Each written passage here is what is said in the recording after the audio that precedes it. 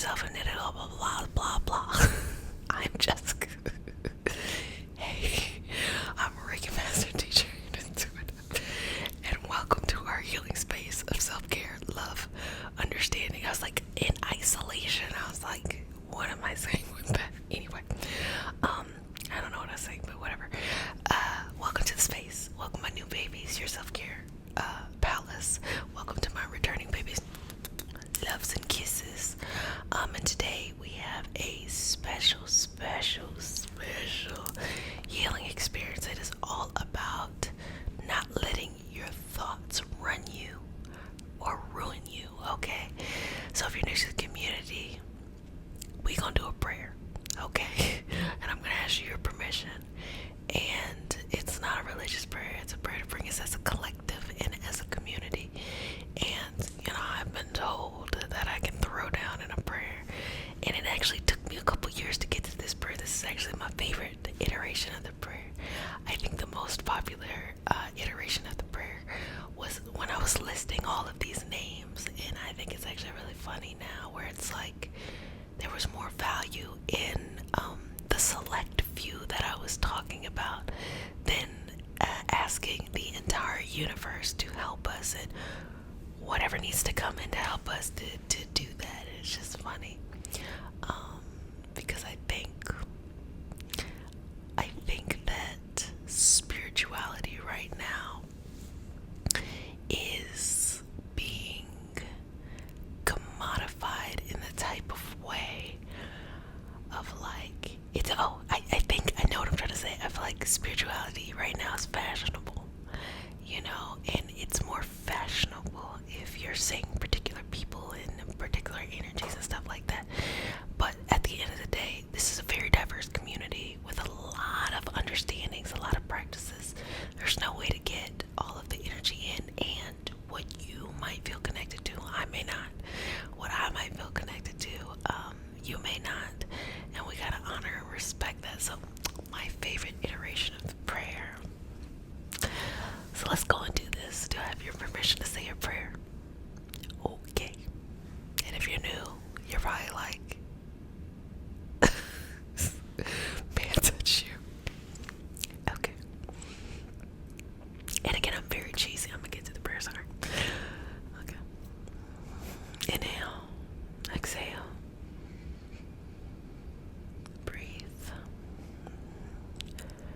Dear universe, in all for the highest vibrational good only, please connect us to our highest self and validate information from our highest good only.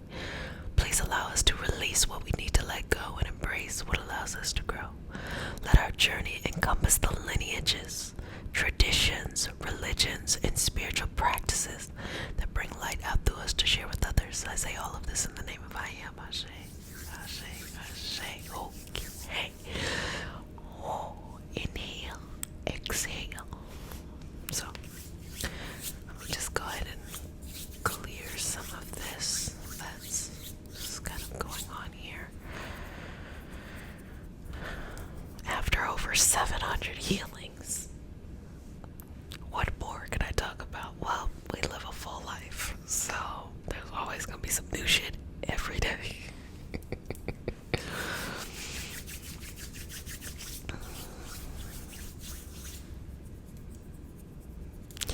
Shout out to the comment that said cursing was a bad omen, and I was like, I curse every day. I curse real bad. So, okay, to bring it back to the moment in this healing space, do not let your thoughts run you. So what I want to kind of go through in our healing today is understanding fear. We take fear and we are actually describing many experiences, and we just put it under fear.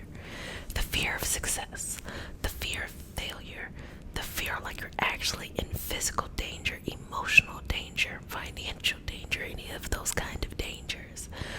The fear of something new, the fear of stagnation, the fear of old things. It's like the fear just goes on, and really things are very different, okay? So when you're ready to go to your next level, you're ready to take the next step, you're ready to move on, that edge of discomfort is where you want to be.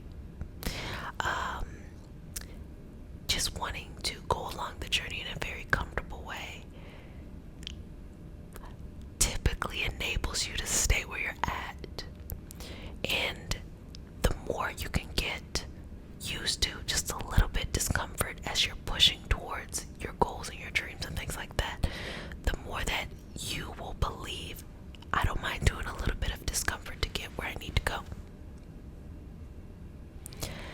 Sometimes, though, when we're healing traumatic things, toxic things, a lot of these just energy imbalances, anything that feels uncomfortable is just super scary. You don't want to leave. But maybe you're at the hospital, you're healed. It is time for you to go somewhere else. You can't just stay after you heal. You can't just stay after you heal and just not want to move on. You have to move on. It is okay to move on. So let's work through that, okay? Let's go. Okay. And we're gonna start with the thoughts, okay? Take them thoughts and balance them. Let me tell you, your thoughts will lie to you, okay? Because what you feel in this moment, you think is what life is like, and then when you feel something different in another moment, you feel like that's what life is like.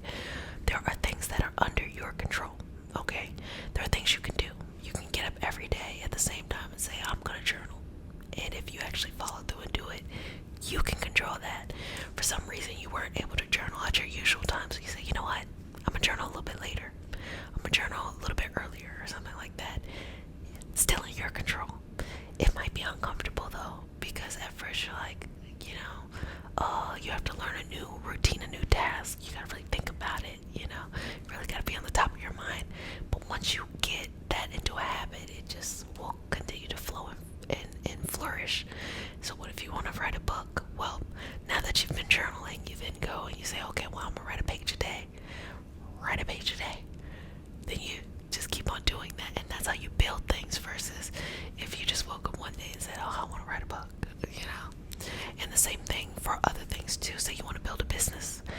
Okay, well, step number one, find an area you're interested in, try some stuff out, be a consumer, be someone who has a problem that needs to be solved.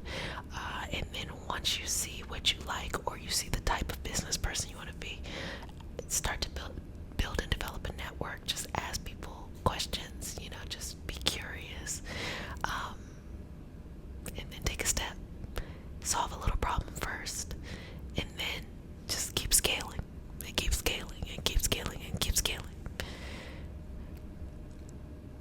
Love, you want to find love. I'm gonna give you multiple examples, okay?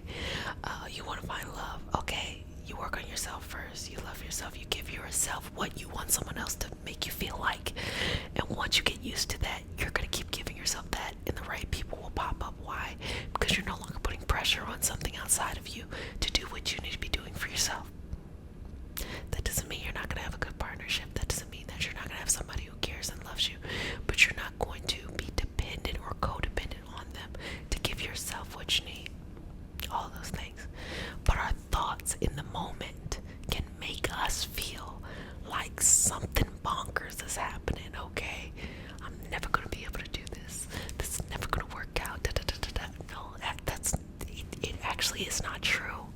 You literally can do the bare minimum into something and make something happen. Can you imagine if you had one of those big, like 1,000 puzzles and decided that you wanted to connect a piece a day, and all you did was just connect a piece a day? Well, in a little bit over 2 years, your puzzle would be gone. It would be done. And that's the bare minimum. And that was something that seemed very insurmountable.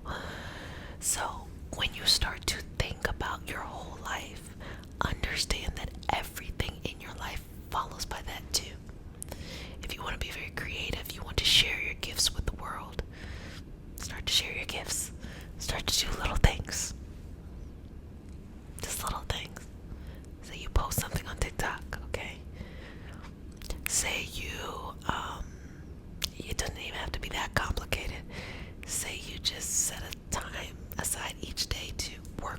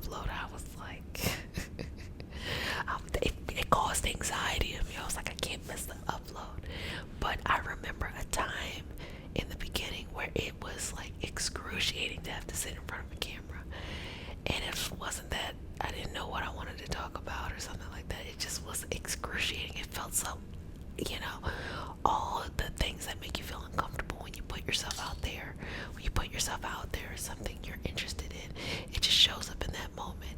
And I will be honest with you, I did maybe 200 videos. 200 videos. I'm over 700 now, but 200 videos. Do you know how many videos that is? And up to 200 videos, I was still feeling like excruciating, like, but you just keep doing it, and you keep doing it. And what is now super rewarding to me is that when I read the comments, I'm like, wow, I'm so glad I didn't stop posting, because my mind in the time would have been like, oh, this is uncomfortable, it's excruciating. And when something is uncomfortable in the moment, you start making shit up too. You start feeling like, oh, if I keep doing this, something negative is gonna happen in your life, you know. People are just gonna be upset. No, you know, just keep doing. Like, you have the ability to do what you can now. Don't overdo it to the point where you do so much, whatever it is that is important to you, that you do so much that you get burned out and you never want to come back. Don't be extreme. Don't go from one extreme to the other extreme.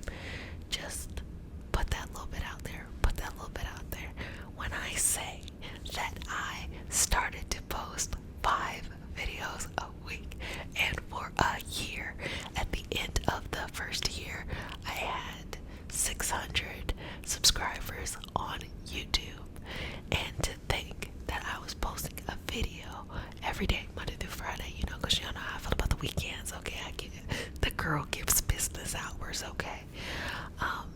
But 600 subscribers, and when I say that, the quality of the subscribers, like, I thought prior to being in the social media space that you had to have the big numbers, but the actual quality and how I was able to create a community in which people were not just, you know, helping themselves, but helping each other and being support systems for each other, that was worth it.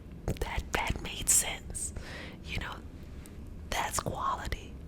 And so we kind of live in a world now where just, you gotta put yourself out there, whether it is online or in the physical. So don't let your thoughts limit you. And also when it comes to goal setting, say you want to build something, say you want to accomplish something, say you have a goal, and of course you take a goal, you want to, you know, make it into digestible steps, and it feels really, really good in the moment. You're like, yes. And then you go to do it that first day, it works out, and then the second day it works out, and then the third day you just don't feel like doing it. Do it anyway. This is why I'm a really big person on hobbies, because I know for me, when it comes to mental training and mindset training, I'm able to work out a lot of things in those hobbies. There's no pressure. I don't have to be really good at whatever it is, but then also I can be getting better. And my recent hobby is pole. I do a lot of pole. So when I go to classes, there are some days where I'm just like, I don't want to go. And usually for me, it's like I'm working on like a move, and I'm not getting the move. And so then I'm frustrated. I'm like, I don't care about none of this. I don't want to go to the class no more. And forcing myself to go, because there's really no reason why I shouldn't be going, forcing myself to go and being able to just work on it myself there. Afterwards, it feels so good. So go to the edge of discomfort and do that.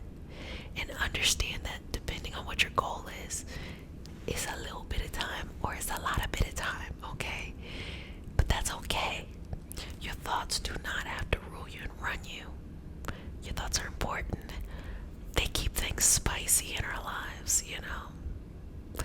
But they do not have to run you. You have so much, you know, ability to decide what you want from this life, and you have the power to have the life that you want.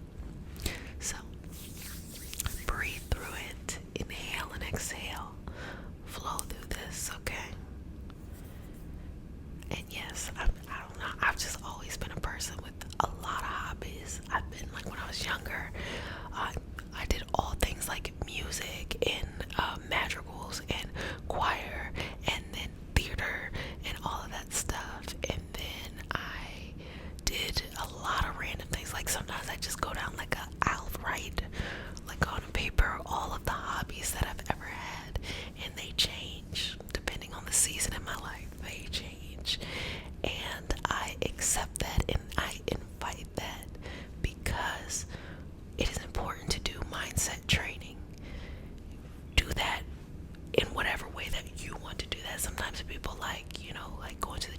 working out or something like that, because it's less about the actual gym goals and more about when you are like working out, like say you have a weight or something and you're working towards maybe getting to that next weight or getting to that next rep.